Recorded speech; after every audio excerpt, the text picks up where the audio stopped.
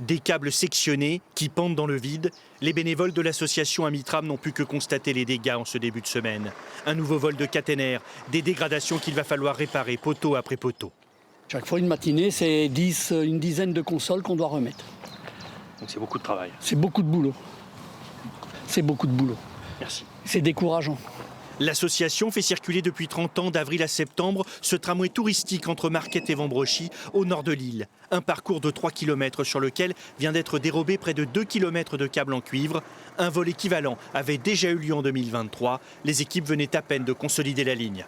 On en est pour les réparations déjà à peu près à 700-800 heures de travail. La quantité de cuivre dérobé a une valeur marchande d'environ 20 000 €. L'association a porté plainte cette semaine. Ce sont sans doute des gens très organisés. Et quand ils font ça, c'est surtout, ils font ça dans les zones où il n'y a personne, dans les zones plutôt isolées. Alors il y a des caméras sur Marquette, sur Vambrechy, mais là pour l'instant les résultats ne sont pas exploitables. Donc alors nous il faut qu'on mette l'alarme, c'est en cours.